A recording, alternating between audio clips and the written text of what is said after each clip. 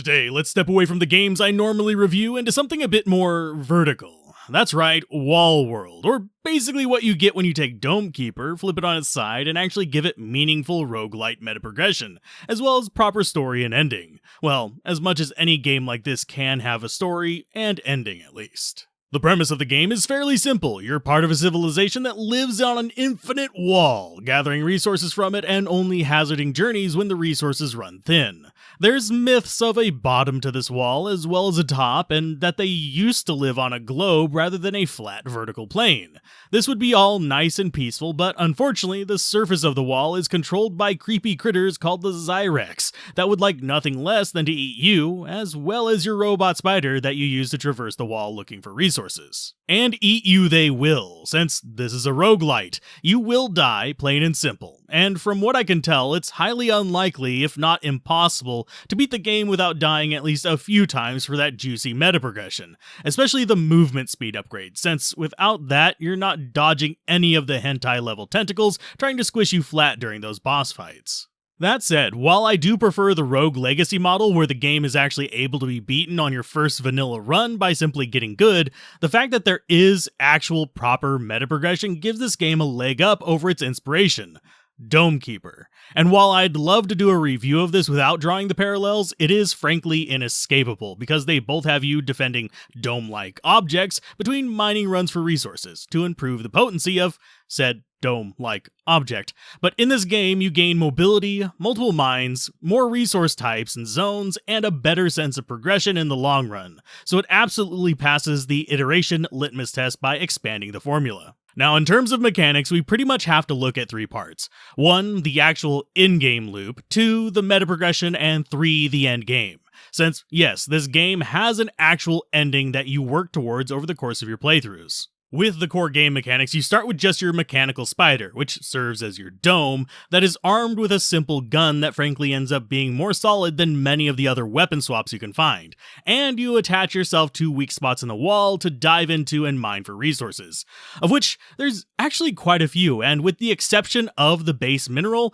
they're somewhat restricted to specific zones, so the path you take through a run will determine what in-run upgrades you can get. Though, thankfully, in terms of meta progression, you get the currency for that simply by breaking blocks in the mines, so any path you take will be just as helpful there, and early on, you may even want to clear all the rocks without resources in them just for the extra progression. Now, the reason why where you go is a choice is you actually start dead center on the wall, with only the most basic resources in mines of the zone, and you have the choice to head down towards the base of the wall, which leads you towards resources exclusive to the bottom segments, or you can head up, which will lead you to resources exclusive to the top segments, with each of these types of resources augmenting your gear in different ways. For example, going up will give you resources for faster firing weapons and multi-shot drill upgrades, while going down will give you higher damage and piercing shot resources, along with stronger single drill options. You might think, oh, I'll just head for the end. But no, you actually need to, over time, discover a special item in each zone of the wall to actually unlock the ending proper.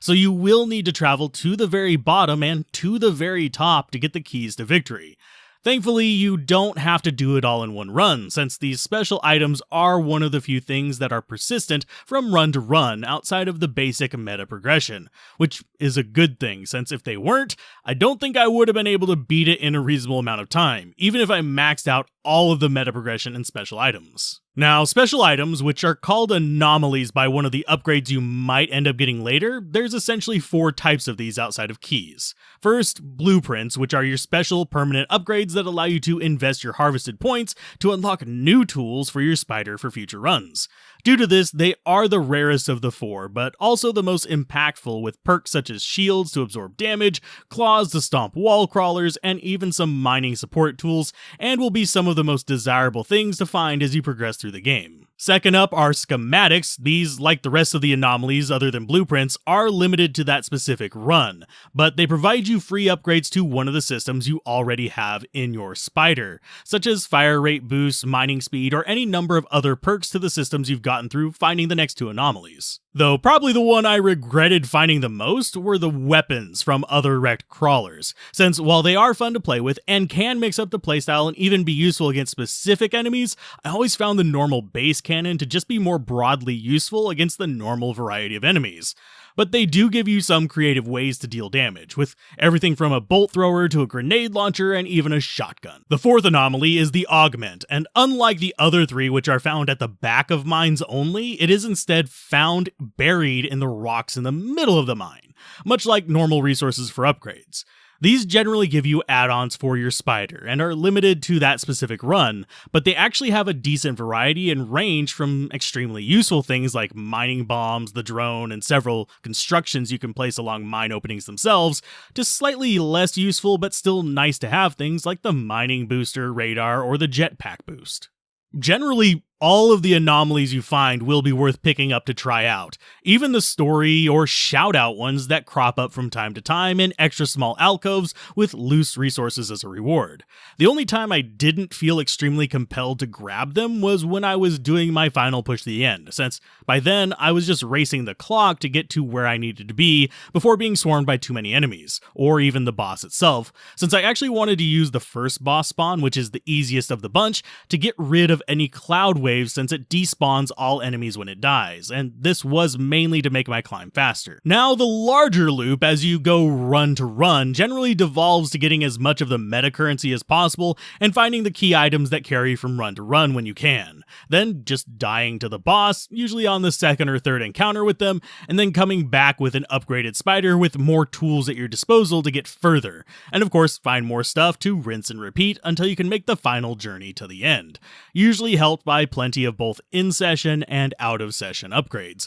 with the blueprints you find generally being extremely helpful for this goal. That said, I never really found it difficult to get enough of the meta progression resource to at least get some upgrades every single run, so progress was always had and that felt good, even though at the start of each run, you always did feel pretty weak in vanilla, kind of like how it is starting in Binding of Isaac. But the permanent boost made getting further faster after your initial bit of prep mining so much easier, to the point that I was clearing 2 or 3 zones before the first boss spawned eventually. When doing my first run, I was just lucky to finish the first zone before the countdown ended. Now, do the loops a handful of times and you'll have a faster spider, plenty of blueprints and levels, and ways to get past trash mobs much faster, and you'll likely have most of the key items needed for the final encounter, as well as the journey up the wall, with the missile being easily my best friend since it made the boss so much more straightforward to fight along the way. On my run, as well as runs I've watched since release, generally people aim to get the final key item on their final run,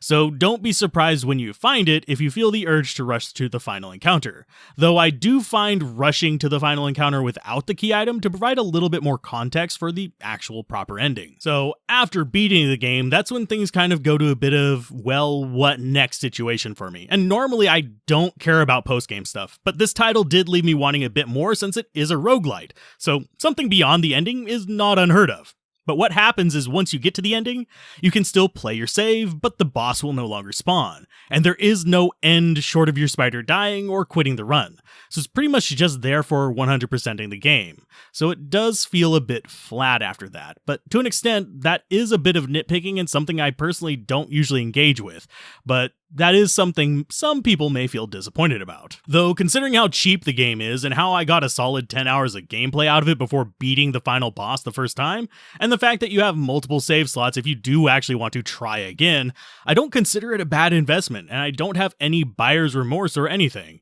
As far as how long it will take you to beat it personally, that will vary a bit. I've seen people beating it in under 6 hours on their first time, and some taking well over 15 hours. But it's not going to be an exceptionally long game that overstays its welcome like a lot of roguelites tend to do, and it's not going to leave you feeling unsatisfied like certain games that are done before you even leave the Steam refund window. Overall, I enjoyed it, and I think it's an upgrade to Dome Keeper, which in and of itself was a fun pick up and play game. Even though it lacked near the depth, minor pun intended, I think the only thing I would improve with Wall World would be the controls, which felt a bit weird to me at first, but became easy to do after the first run or so, especially mounting and dismounting your spider. That is, short of expanding the scope of the game again, but we'll leave that to future iterative developers, since I think this is a really nice formula for scratching a few roguelite itches.